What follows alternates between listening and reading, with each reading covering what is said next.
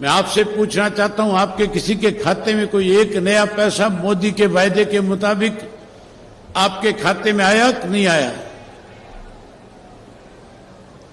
कोई पैसा नहीं आया। जहां कोई वायदा पूरा नहीं किया वहां प्रदेश और देश के अंदर महंगाई बढ़ा दी। आज हरियाणा प्रदेश की हालत ऐसी है कि जहां महंगाई बढ़ी हुई है वहां भ्रष्टाचार चरम सीमा पे है, कानून व्यवस्था खत्म है और उसके साथ साथ पढ़े लिखे नौजवान के लिए कोई रोजगार नहीं है। बेरोजगारी में आज हरियाणा प्रदेश देश में नंबर 1 पे है। वहीं उसके साथ हमारा प्रदेश कहीं दूध दही के लिए जाना जाता था, आज नशे में भी नंबर 1 पे पहुंचा दिया इस भाजपा की सरकार ने। नशा बढ़ गया, अपराध बढ़ गए। आज साथियों नौजवान को रोजगार नहीं, इसलिए नौजवान जो है खास करके आपका करनाल जिला, कुरुक्षेत्र जिला, यमुनानगर और कैथल जिला, इन जिलों में तो मैं यात्रा के दौरान जब गांव में गया था बड़ी हैरानी होती थी सुनकर के कि हमारे गांव में 18 साल से लेकर के 40 वर्ष का कोई भी नौजवान जो है आज अपने घर में गांव में नहीं है। सारा का सारा नौजवान जमीनें बेच बेच करके विदेशों को पलायन कर गया। सरकार की गलत पॉलिसी की वजह से आज हमारे घर खाली हो गए, गांव खाली हो गए। वहीं कांग्रेस के राज के अंदर बड़ी लूट मची थी। भूपेंद्र सिंह हुड्डा के राज में हरियाणा प्रदेश के लोगों के साथ बड़ा भेदभाव किया गया था। चाहे कोई नौकरी निकलती थी, चाहे कोई रोजगार के साधन उपलब्ध कराने की बात थी, और चाहे साथियों कहीं कोई छोटा मोटा विकास का मामला था। हैरानी की बात है उस 10 साल के राज में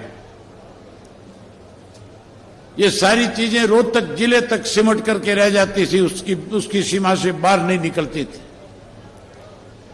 एक समय चौधरी ओम प्रकाश चौटाला जी प्रदेश के मुख्यमंत्री थे।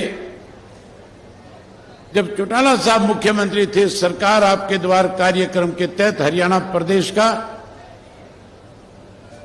पूरे प्रदेश के लोगों के साथ बिना भेदभाव किए सम्मान विकास कराने का काम किया था। चौटाला साहब के मुख्यमंत्री तब काल में एक गांव से दूसरे गांव से जुड़ने वाली जो जितने भी कच्चे रास्ते थे उन सबको पक्का कर दिया गया था। हरियाणा प्रदेश में सड़कों का जाल बिछा दिया गया था। जहां पीने का स्वच्छ पानी नहीं था वहां कनाल बेस्ड वाटर वर्क्स बनाए गए। गांव के स्कूल अपग्रेड किए गए। गांव-गांव के अंदर डिस्पेंसरी, पीएचसी, सीएचसी बना करके लोगों को स्वास्थ्य की अच्छी सुविधा मिले, इस काम को भी आगे बढ़ाया था। सरकार आपके द्वार कार्यक्रम के तहत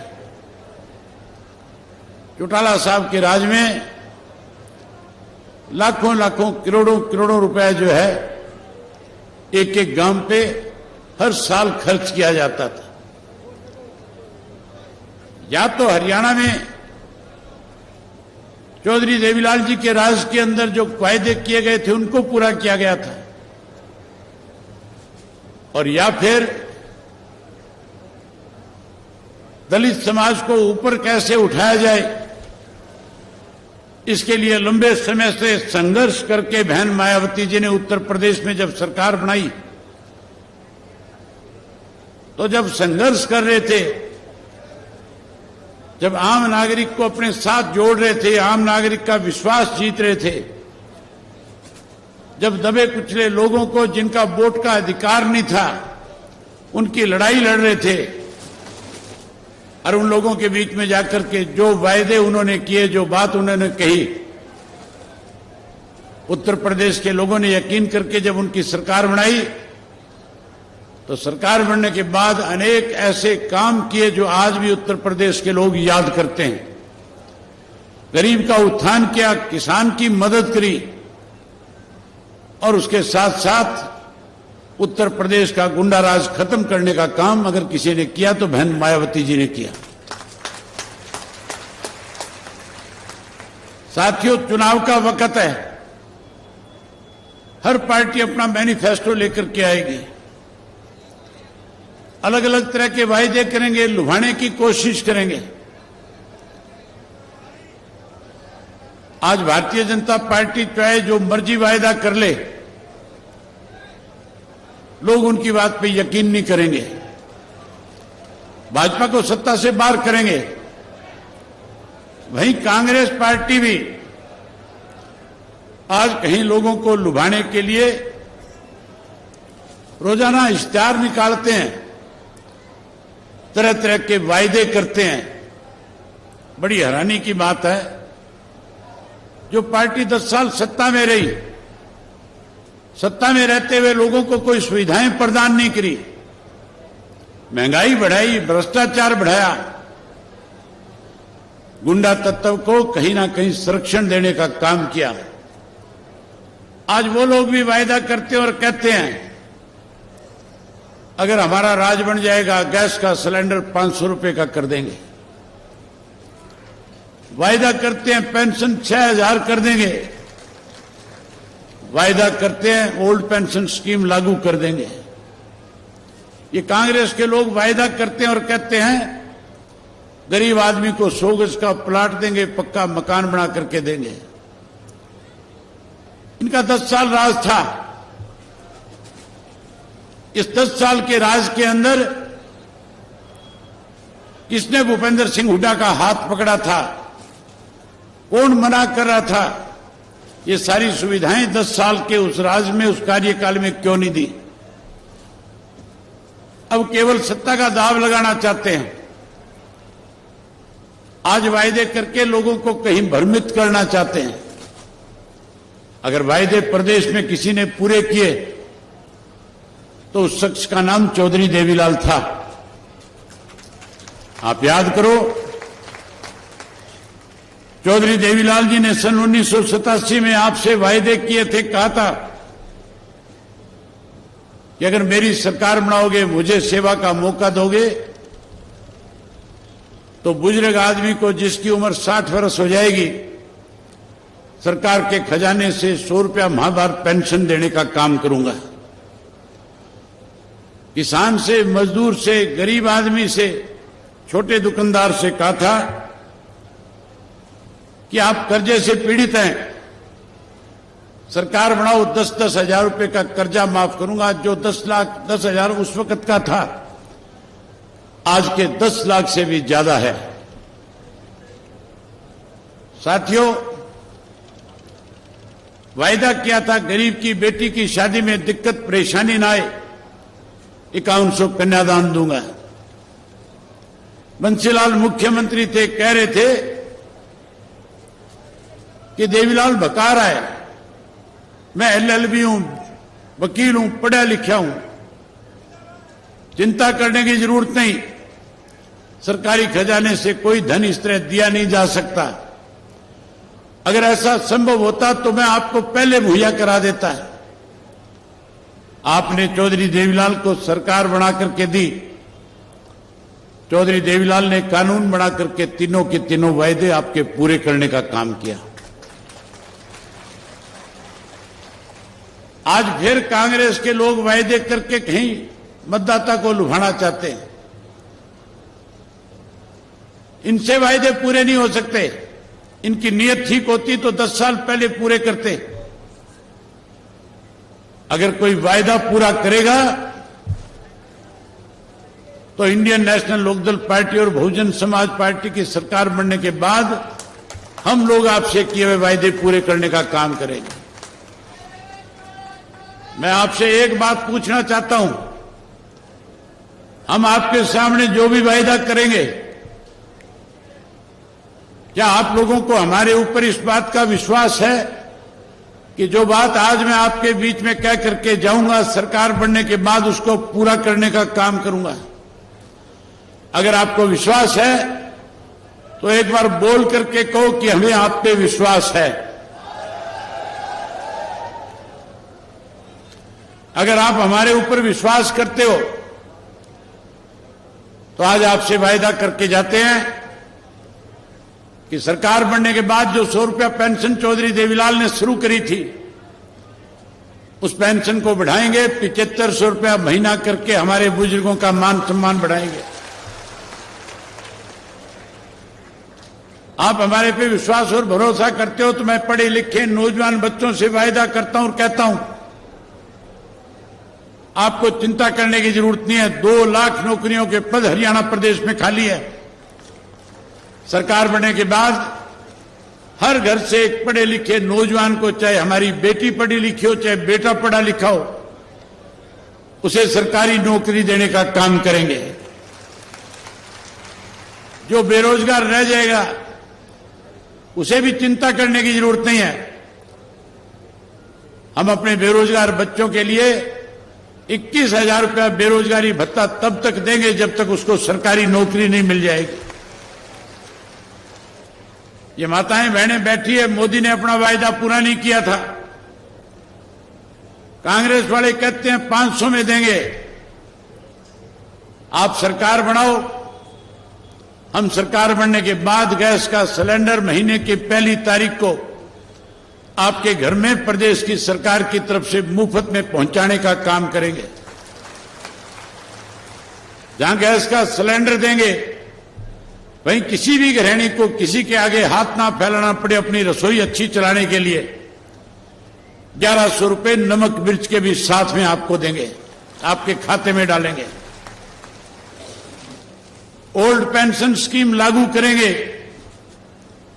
पहले चौधरी ओम प्रकाश चौटाला ने 100 गज के प्लाट गरीब लोगों को दे करके उनके सर पे छत देने का काम किया था। हम नए सिरे से 100 गज का प्लाट देंगे और उसके साथ चौधरी देवीलाल आवास योजना के तहत 2 पक्के मकान भी बना करके उनको छत देने का काम करेंगे।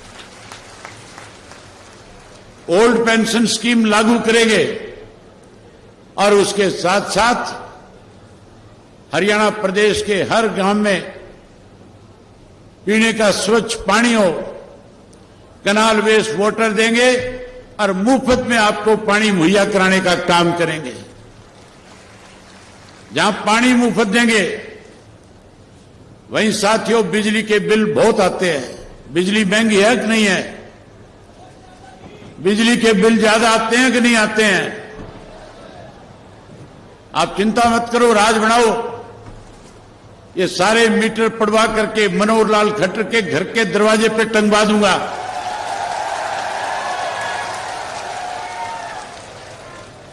और वहीं उसके साथ साथ हरियाणा प्रदेश के हर नागरिक की घर की बिजली मुफ्त में करके देने का काम करेंगे। अच्छे स्कूल बनाएंगे ताकि बच्चे शिक्षित हो सकें और वहीं उसके साथ हरियाणा के हर बच्चे की, हर घर में पैदा होने वाली बेटी की पढ़ाई मुफ्त में कराएंगे। वहीं उसके साथ साथ परमात्मा ना करे कोई बीमार हो जाए। आज बीजेपी वाले कहते हैं 10 लाख का आयुष्मान कार्ड बनाएंगे। कांग्रेस वाले कल तक कहते थे 20 लाख, अब कहते हैं 25 लाख। मुझे लगता है चुनाव की तारीख नजदीक आते आते कह देंगे 30 लाख 35 लाख। पहले भी हमने बुजुर्ग को 60 वर्ष से ज्यादा आयु वाले को मुफ्त इलाज की सुविधा प्रदान करी थी। अब की बार हमारा फैसला है दोनों पार्टियों का। हम तो चाहते हैं हरियाणा का हर नागरिक जो है स्वस्थ रहे, हरियाणा सेहतमंद रहे। अगर कोई बीमार हो जाएगा, चाहे वो कहीं इलाज कराए पूरे देश के अंदर, उसके इलाज पे जितना खर्च आएगा टोटल हरियाणा प्रदेश की सरकार वहन करेगी। आपका मुफ्त में इलाज करने का काम करेंगे। साथियों, मन बहुत था आपके साथ और बहुत सारी बातें करूं, लेकिन आगे समय दे रखा है। बहन जी ने भी वापिस जाना है, इसलिए आपका ज्यादा समय नहीं लेकर के मैं अपना समय बहन जी को दूंगा और आपसे केवल एक उम्मीद करूंगा, आपसे एक वायदा लेना चाहूंगा कि आप 5 तारीख तक जिस उत्साह और जोश के साथ आज आप यहां आए हो, जो आज हजारों की संख्या में आपने आकर के इस बात पे मोहर लगाई है कि हम करनाल में असंध की सीट जीत करके अपनी सरकार बनाने का काम करेंगे। वहीं मैं आपसे उम्मीद करूंगा कि 5 तारीख तक लगातार एक एक मतदाता के बीच में जाओगे। जो वायदे हमने आपके सामने किए हैं, ये सारी बातें लोगों के बीच में जाकर के कहोगे। आज हरियाणा का हर नागरिक आपकी बात पे भरोसा करता है, विश्वास करता है। कांग्रेस के राज में झूठ और लूट थी, भाजपा के राज के अंदर भ्रष्टाचार बढ़ा। हमने किए हुए वायदे पूरे किए। लोग आपकी बात पे विश्वास करेंगे और आपकी सरकार बनाने में आपके साथ खड़े हो जाएंगे। मैं उम्मीद करूंगा कि आप सब लोग आज से इस काम को आगे बढ़ाओगे। आगे बढ़ाओगे कि नहीं बढ़ाओगे? बोल के बताओ, बढ़ाओगे कि नहीं बढ़ाओगे? बहुत धन्यवाद। जय हिंद, जय हरियाणा।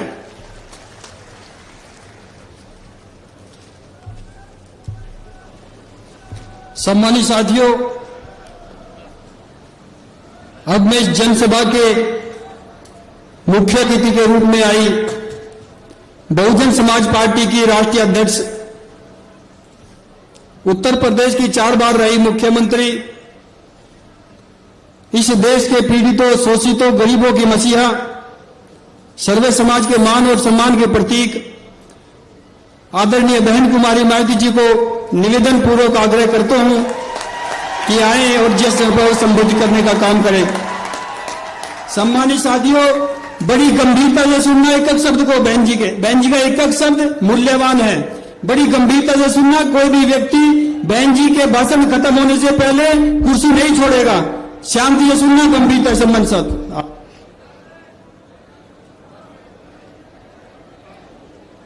चुनावी जनसभा में इकट्ठा हुए बहुजन समाज पार्टी व भारतीय राष्ट्रीय लोकदल के बने इस गठबंधन के सभी छोटे बड़े पदाधिकारी, नेता एवं कार्यकर्तागण, आज आप लोग यहाँ हरियाणा प्रदेश में विधानसभा के लिए हो रहे आम चुनाव में अपने बने इस गठबंधन के उम्मीदवारों के समर्थन में हमें सुनने के लिए यहाँ इकट्ठा हुए हैं, तो उसके लिए मैं आप सभी लोगों का हार्दिक दिल से आभार प्रकट करती हूँ।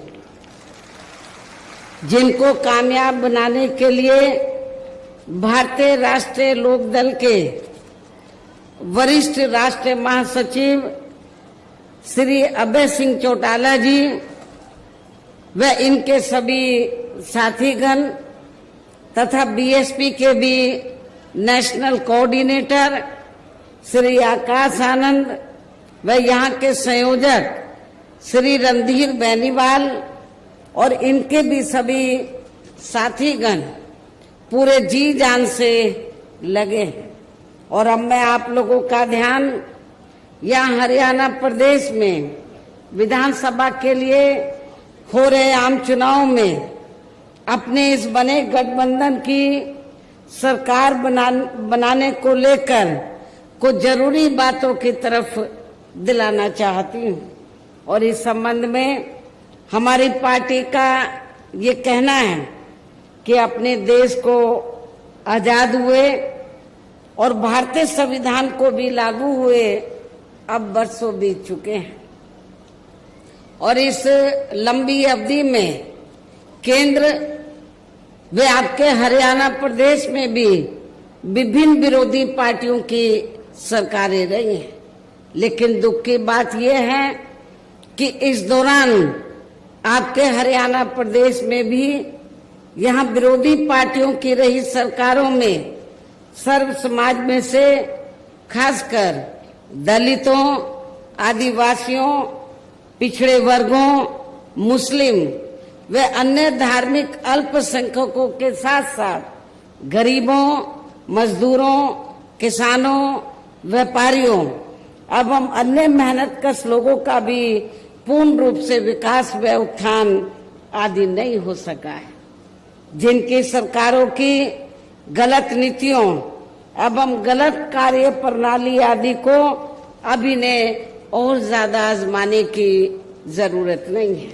और इस मामले में खास तौर से मैं दलितों, आदिवासियों व अन्य पिछड़े वर्गों के लोगों को ये बताना चाहूंगी कि इन वर्गों को परम पूज्य बाबा साहब डॉक्टर भीमराव अंबेडकर के कड़े संघर्ष एवं अथक प्रयासों से भारतीय संविधान में मिले कानूनी अधिकारों में से विशेषकर सरकारी नौकरियों में जो इन्हें आरक्षण की सुविधा मिली है, तो उसे यहाँ पहले कांग्रेस की और अब बीजेपी की तथा अन्य और पार्टियों की भी राज्यों में रही सरकारों की जातिवादी सोच व मानसिकता के चलते इन्हें यह आरक्षण का पूरा लाभ नहीं दे पा रहे हैं। और अब तो इनके इस आरक्षण को ये पार्टियां मान्य कोर्ट की आड़ में इसे प्रभावहीन बनाने में वे खत्म करने की भी पूरी कोशिश में लगी हुई हैं। और इसका खास उदाहरण ये है कि दिनांक 1 अगस्त 2024 को माननीय सुप्रीम कोर्ट का दिया गया निर्णय है, जिसमें कोर्ट ने एससी व एसटी के आरक्षण में वर्गीकरण व क्रीमी लेयर आदि को लागू करने की बात कही है। यानी कि आरक्षण में से आरक्षण, पहले एससी एसटी वर्गों के लोगों को जो आरक्षण दिया हुआ था तो वो उनको पूरा मिलता था, भरा तो नहीं जाता था कोटा, लेकिन उसमें कोई वर्गीकरण नहीं था। उसमें कोई अब क्या है, माननीय सुप्रीम कोर्ट ने क्या जजमेंट दिया है कि जो आरक्षण आप लोगों को मिला एससी एसटी वर्गों के लोगों को, तो उसमें भी वर्गीकरण किया जाएगा, उसको भी बांट दिया जाएगा। पहले एससी एसटी में क्रीमी लेयर आदि लागू नहीं थी, वो भी लागू कर दी। और सुप्रीम कोर्ट ने जो ये जजमेंट दिया, अब होगा क्या कि एससी एसटी का जो आरक्षण है इसको वर्गीकृत कर दिया, इसको बांट दिया कि जो एससी एसटी में इसको 2-3 हिस्सों में बांट दिया। लेकिन पहले ऐसा नहीं था।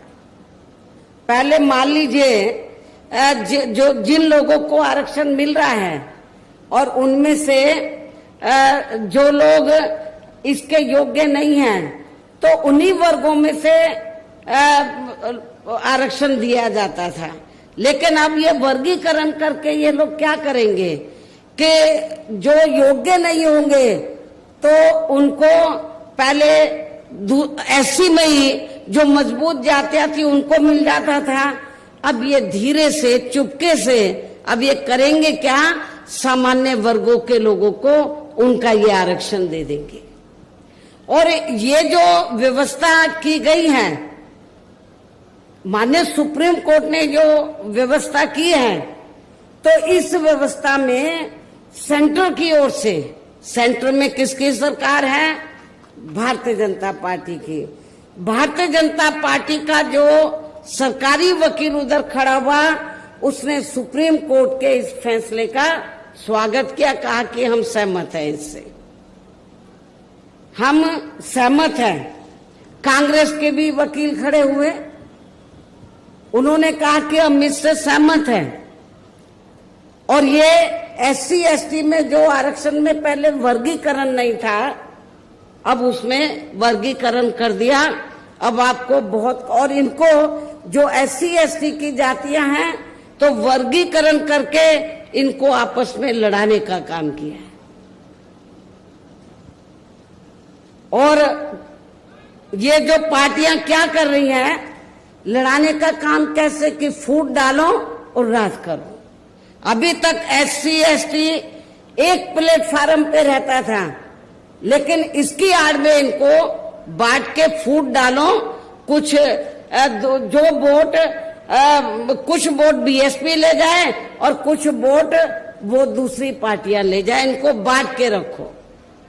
जिनको ये कह रहे हैं कि वर्गीकरण करके हम फायदा पहुंचा रहे हैं, तो उनका ये वोट ले जाएंगे, जबकि इससे कोई फायदा होने वाला नहीं है।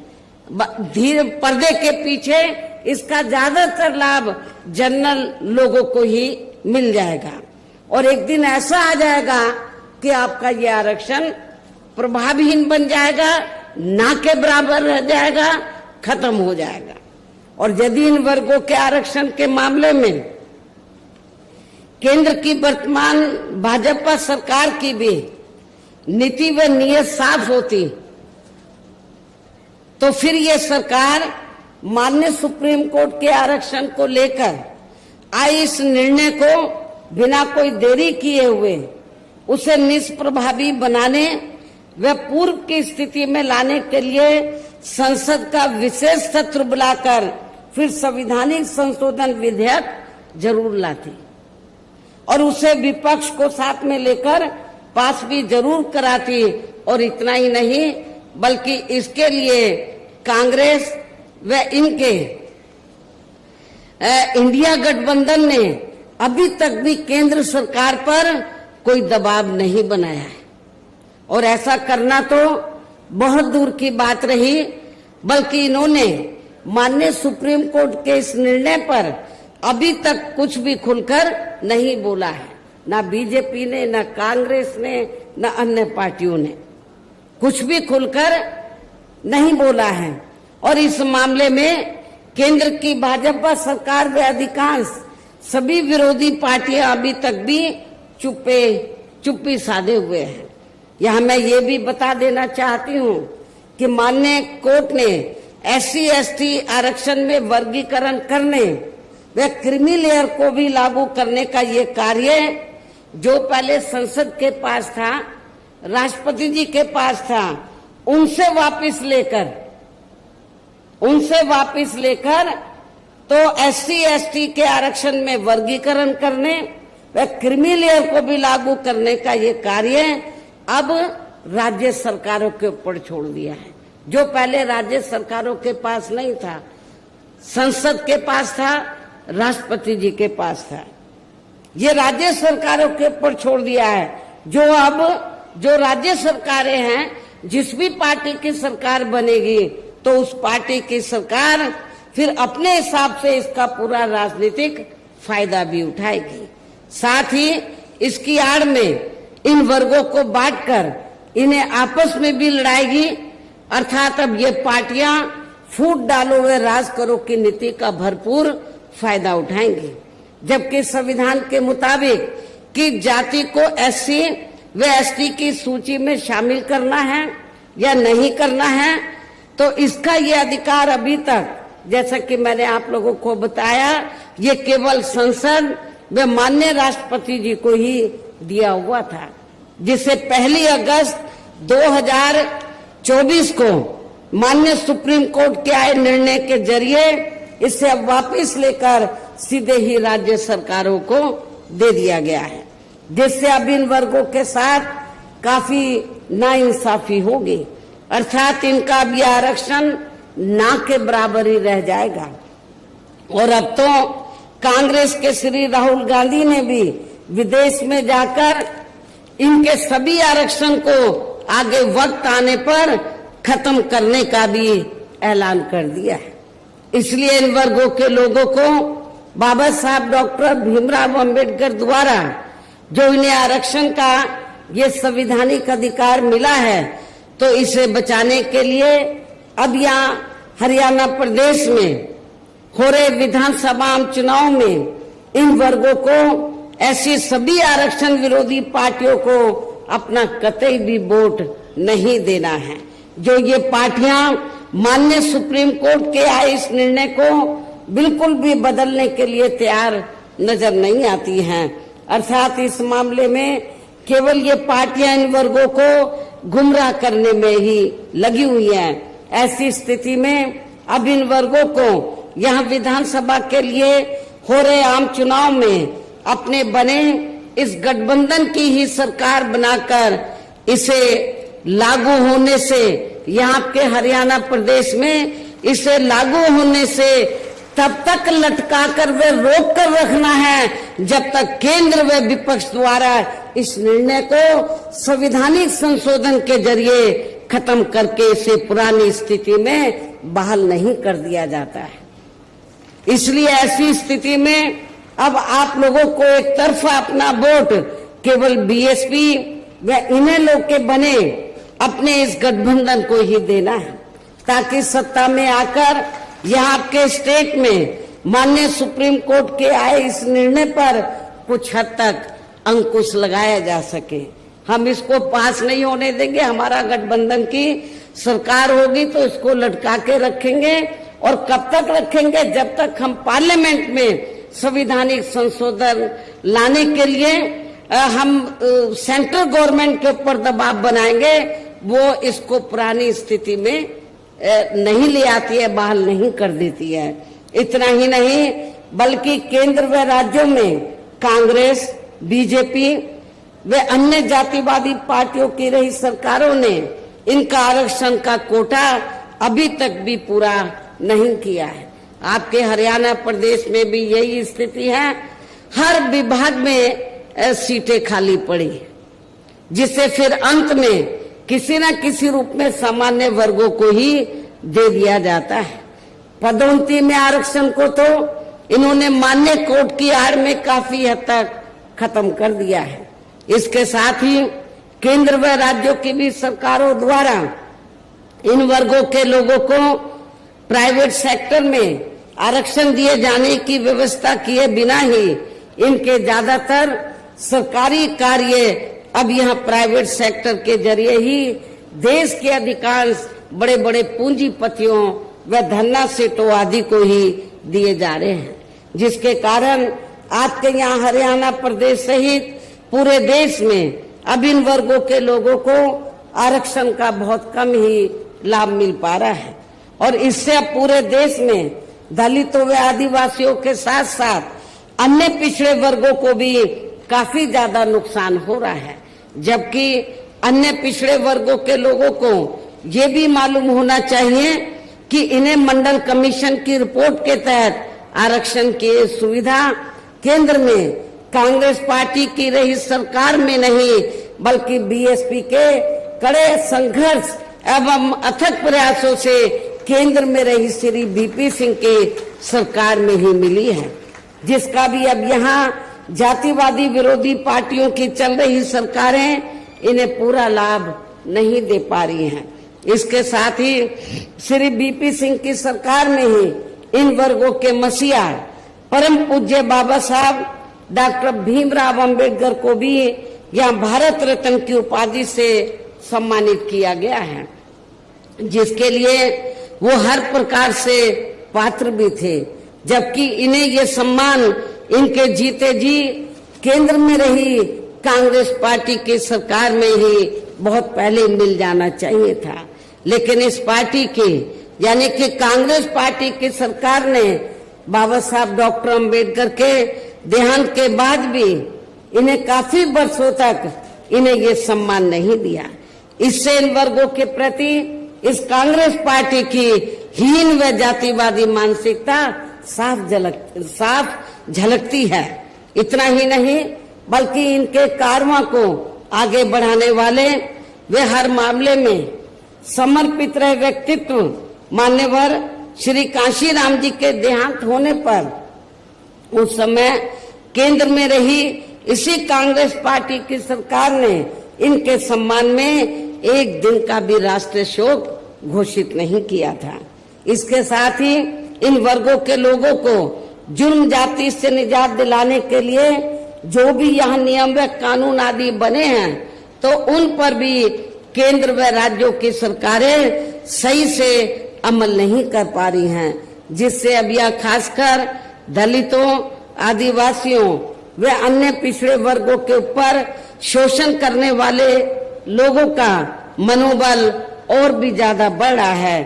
और ये सब हमें यहाँ आपके हरियाणा प्रदेश में भी काफी कुछ देखने के लिए मिल रहा है। इसी प्रकार हमें पूरे देश में मुस्लिम व अन्य अकलियत समाज के लोगों की भी अधिकांश मामलों में हालत कोई खास अच्छी नजर नहीं आती है। इनके साथ साथ अपर कास्ट समाज व जाट समाज में भी खासकर गरीब लोगों की आर्थिक स्थिति अभी भी यहाँ आपके प्रदेश सहित पूरे देश में काफी ज्यादा खराब व दयनीय ही बनी हुई है। इनके अलावा आपके हरियाणा प्रदेश सहित पूरे देश में सर्व समाज में से विशेषकर यहाँ गरीब, मजदूर, किसान, कर्मचारी, छोटा व्यापारी एवं अन्य मेहनतकश लोग भी अपनी विभिन्न समस्याओं को लेकर अभी भी हमें काफी ज्यादा दुखी ही नजर आते हैं। और इनमें भी किसान वर्ग तो केंद्र में अभी तक की रही सभी सरकारों द्वारा बनाई गई उनकी गलत नीतियों के कारण अब काफी ज्यादा परेशान व दुखी भी रहा है और अभी भी है। लेकिन इन सब की मुख्य वजह हमारी पार्टी केंद्र में वे आपके हरियाणा प्रदेश में भी यहाँ अब तक की रही अधिकांश विरोधी पार्टियों की सरकारों की गरीब व किसान विरोधी तथा इनकी जातिवादी, पूंजीवादी व संकीर्ण मानसिकता के तहत बनाई गई उनकी गलत नीतियों एवं गलत कार्य प्रणाली को ही काफी हद तक जिम्मेवार मानकर चलती है। और इस मामले में खासकर इनकी गलत आर्थिक नीतियों के वजह से ही आए दिन यहाँ पूरे देश में गरीबी, बेरोजगारी व महंगाई आदि भी काफी ज्यादा बढ़ रही है, जिससे आम जनता काफी ज्यादा परेशान व दुखी भी है। इसके साथ साथ अभी भी अपने देश में भ्रष्टाचार हर स्तर पर काफी ज्यादा फैला हुआ है, जिससे आपका खुद का अपना हरियाणा प्रदेश भी अछूता नहीं रहा है। और इन सब का मुख्य कारण हमारी पार्टी आजादी के बाद से लेकर अभी तक केंद्र व देश के अधिकांश राज्यों में तथा आपके खुद के अपने हरियाणा प्रदेश में भी ज्यादातर सत्ता यहाँ खासकर पूंजीवादी पार्टियों के हाथों में ही आने को मानकर चलती है, जिसके कारण ही अब पूरे देश में वे आपके खुद के अपने प्रदेश में भी अभी भी हमें यहाँ सर्व समाज के लोग अधिकांश मामलों में काफी ज्यादा दुखी व परेशान ही नजर आते हैं। जबकि पूरे देश में बहुजन समाज पार्टी ही अकेली एक ऐसी पार्टी है जो विरोधी पार्टियों की तरह देश के बड़े बड़े पूंजीपतियों व धन्ना सेठों की आर्थिक मदद से नहीं बल्कि अपनी पार्टी के ही आम कार्यकर्ताओं की आर्थिक मदद से चुनाव लड़कर यहाँ केंद्र व राज्यों की भी सत्ता में आना चाहती है, ताकि हमारी पार्टी सत्ता में आने के बाद फिर बिना किसी दबाव के वे आजाद होकर सर्व समाज के लोगों की सभी समस्याओं का समाधान करके उन्हें हर मामले में वे हर स्तर पर यहाँ खुशहाल बना सके। और इसी आधार पर चलकर ही आबादी के हिसाब से देश के सबसे बड़े प्रदेश उत्तर प्रदेश में 4 बार हमारी पार्टी ने अपने नेतृत्व में वहाँ सरकार भी बनाई है। और हमने अपनी सभी चारों रही सरकारों में अपनी पार्टी की विचारधारा एवं सिद्धांतों के तहत चलकर वैसे तो वहाँ सर्व समाज के हितों का पूरा ध्यान रखा है, लेकिन सभी मामलों में प्राथमिकता पहले हमने वहाँ सर्व समाज में से विशेषकर उन दलितों, आदिवासियों, पिछड़े वर्गों, मुस्लिम व अन्य अकलियतों को तथा गरीब एवं असहाय लोगों को ही दिया है, जिनकी वहाँ हर मामले में व हर स्तर पर सभी विरोधी पार्टियों की रही सरकारों में उनकी हीन, जातिवादी, संकीर्ण व पूंजीवादी सोच होने के कारण काफी ज्यादा उपेक्षा की गई है। इसके साथ साथ हमने उत्तर प्रदेश में गरीब एवं बेरोजगार लोगों को दूसरी पार्टियों की रही सरकारों की तरह मामूली सा बेरोजगारी भत्ता न देकर उन्हें बड़ी तादाद में सरकारी एवं गैर सरकारी क्षेत्रों में स्थायी रोजगार भी उपलब्ध कराए। इसके साथ ही गरीब भूमिहीन लोगों को खेती करने के लिए उन्हें फ्री सरकारी जमीन भी दी है तथा गरीब आवासहीनों को जिनके पास रहने के लिए अपने पक्के मकान नहीं थे उन्हें उनके हमने 2-2 कमरों के पक्के मकान सरकार की ओर से फ्री में बना के दिए और वहां पे जो उनकी और जरूरतें थी शिक्षा की, हॉस्पिटल की और भी जो जरूरतें थी रोजमर्रा की उसका भी हमने वहां पर प्रबंध किया जिससे वहां लाखों गरीब लोगों को काफी फायदा पहुंचा है। शहरों व देहातों को भी विकसित किया गया। डॉक्टर अंबेडकर ग्राम विकास योजना के तहत बड़े पैमाने पर उत्तर प्रदेश में देहातों को विकसित किया गया।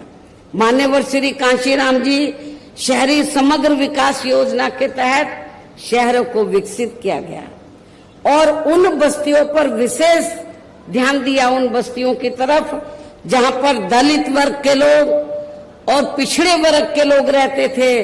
तो जो पहले सरकारें रही तो जहां पर दलित और पिछड़े वर्ग के लोग रहते थे उनका वो विकास नहीं करती थी। तो गांव में जाते ही मालूम पड़ जाता था ये दलितों की बस्ती है, ये पिछड़ों की बस्ती है। तो हमारी पार्टी की सरकार ने डॉक्टर अंबेडकर ग्राम विकास योजना के तहत उत्तर प्रदेश में तो देहातों को विकसित किया और जहां पर दलित अन्य पिछड़े वर्ग के लोग रहते थे उनको हर सुविधाओं से डेवलप किया, विकसित किया और उसका असर ये हुआ कि चाहे वो दलित वर्ग के लोग हों या अन्य समाज के लोग हों, अपर कास्ट के भी लोग हों, तो जब वो गरीब लोग अपने बेटी की शादी करते थे तो सबसे पहले प्राथमिकता वो डॉक्टर अंबेडकर गांव को देते थे कि हमारी लड़की को सभी सुविधाएं मिलेंगी। इसके अलावा हमारी पार्टी की रही सरकार ने वहां विभिन्न क्षेत्रों में लगे लोगों के साथ साथ छात्रों, युवाओं, महिलाओं व बुजुर्गों आदि के हितों में भी अनेकों महत्वपूर्ण व ऐतिहासिक कार्य किए हैं जिनसे इन्हें काफी ज्यादा लाभ पहुंचा है।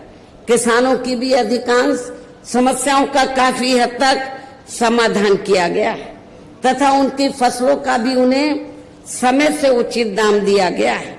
इतना ही नहीं बल्कि हमने उत्तर प्रदेश में सर्व समाज के लोगों के ऊपर किसी भी प्रकार की कोई जुल्म जाति आदि भी नहीं होने दी है, बल्कि हमारी पार्टी की रही सरकार ने वहां जुल्म जाति करने वाले लोगों को बिना कोई देरी किए हुए उन्हें तुरंत ही जेल की सलाखों के अंदर भेजा है, जहां मेरी सरकार में उनकी सही व असली जगह होती है, जिसकी यहाँ आपके हरियाणा प्रदेश में भी काफी सख्त जरूरत है।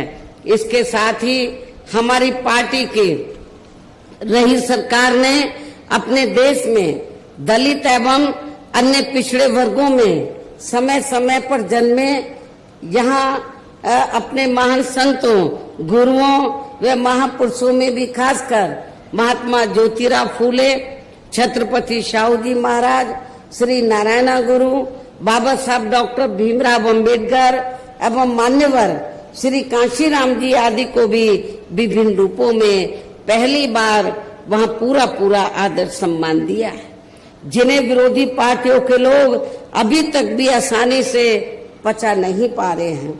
इस प्रकार से उत्तर प्रदेश में हमारी पार्टी ने अपने सभी चारों रहे शासनकाल के दौरान वहां हर मामले में व हर स्तर पर सब समाज के लोगों को काफी बेहतरीन सरकार दी है।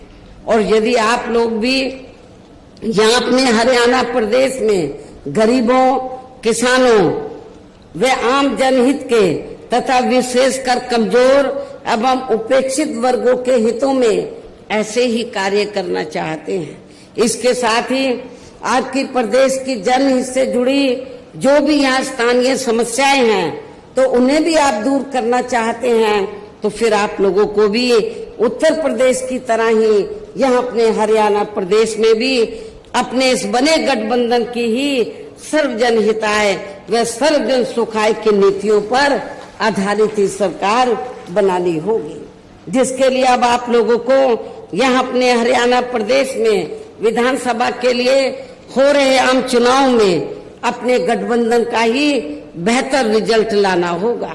इसके साथ साथ आप लोगों को वोट पड़ने तक यहाँ की सत्ताधारी पार्टी व अन्य सभी विरोधी पार्टियों के साम दाम दंड भेद आदि हथकंडों से भी जरूर सावधान रहना है। और इस मामले में खासकर आप लोगों को विरोधी पार्टियों के जारी किए गए उनके हवाई व प्रलोभन भरे चुनावी घोषणा पत्रों आदि के बहकावे में तो कतई नहीं आना है, जिन्हें ये पार्टियां सत्ता में आने के बाद अधिकांश अमल में नहीं लाती हैं, जिस पर से अब जनता का काफी हद तक विश्वास ही उठ गया है। इसलिए हमारी पार्टी किसी भी चुनाव में अपना कोई भी चुनावी घोषणा पत्र आदि जारी नहीं करती है। वैसे भी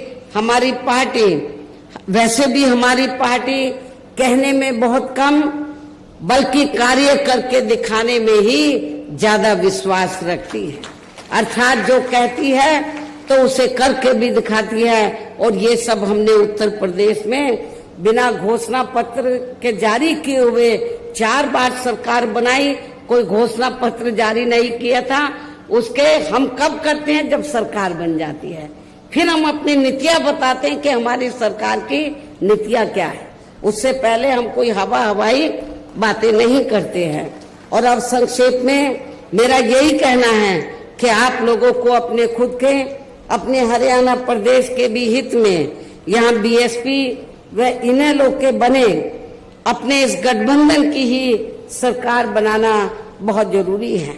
और अब आप लोगों को अपने इस गठबंधन के ही उम्मीदवारों को ज्यादा से ज्यादा कामयाब बनाना है, जिसके लिए बीएसपी के उम्मीदवारों को हाथी चुनाव चिन्ह के सामने वाले बटन को दबाकर तथा राष्ट्रीय लोकदल के उम्मीदवारों को चश्मा चुनाव चिन्ह के सामने वाले बटन को दबा के उन्हें जरूर जिताना है। असम से तो आपका नौजवान साथी खड़ा हुआ है। इनके पिता पहले पार्टी में बहुत सक्रिय रहे, अभी वो बीमार हैं। वो इसलिए उन्होंने बीएसपी को अपना बेटा समर्पित किया है कि ये बेटा मैं बीएसपी को दे रहा हूँ। नौजवान है, मेरी आप लोगों से पुरजोर अपील है कि आप इस नौजवान को जिताकर इनके मनोबल को जरूर बढ़ाएं। इनको राजनीति में कामयाब बनाने का काम आप लोगों का है। और भी यहाँ पर इस करनाल जिले में आसपास की जो विधानसभा की सीटें हैं, गठबंधन के और भी उम्मीदवार हैं, उनको भी आपको कामयाब बनाना है। इस प्रकार से आप लोगों को अपने बने इस गठबंधन की ही पूर्ण बहुमत की सरकार बनाना है। और सरकार बनने पर फिर गठबंधन की ओर से आपके हरियाणा प्रदेश का मुख्यमंत्री चौधरी अभय सिंह चौटाला जी को ही बनाया जाएगा, जिनको मेरे आशीर्वाद के साथ साथ इनके पिता चौधरी ओम प्रकाश सिंह चौटाला जी का भी पूरा आशीर्वाद प्राप्त है। वैसे स्वर्गीय चौधरी देवीलाल जी का भी हमेशा इन पर आशीर्वाद बना रहा है। इनके साथ साथ गठबंधन की ओर से बीएसपी का ये जो हमारा गठबंधन है, इनके साथ साथ गठबंधन की ओर से बीएसपी का एक डिप्टी सीएम दलित वर्ग का तथा दूसरा डिप्टी सीएम अन्य पिछड़ा वर्ग या अपर कास्ट समाज में से ही बनाया जाएगा। और ये दोनों डिप्टी सीएम कौन होंगे, इसका फैसला इस चुनाव का नतीजा आने के बाद ही किया जाएगा। इन्हीं जरूरी बातों के साथ ही अब मैं आप सभी लोगों से अपने बने इस गठबंधन के अधिकांश उम्मीदवारों को जिताकर अपनी यहाँ गठबंधन की ही सरकार जरूर बनाना है। इस उम्मीद के साथ ही अब मैं केंद्र सरकार से देश में जातीय जनगणना कराने के लिए भी विशेष अनुरोध करती हूँ, जिसको पहले केंद्र में रही कांग्रेसी सरकार ने और अब वर्तमान में चल रही बीजेपी की सरकार ने भी इसे अभी तक भी लटका के रखा हुआ है, जो उचित नहीं है। इसके लिए भी इनसे विशेष आग्रह के साथ ही अब मैं अपनी बात यही समाप्त करती हूँ। धन्यवाद। जय भीम व जय भारत।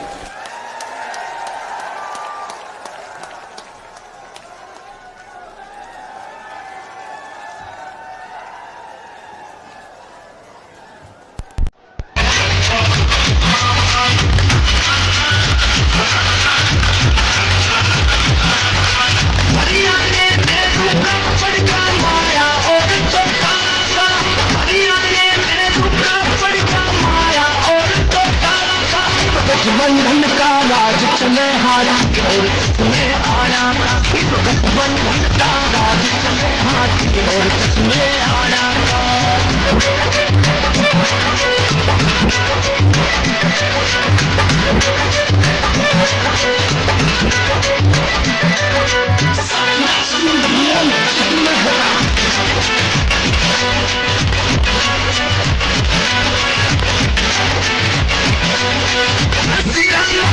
Mira,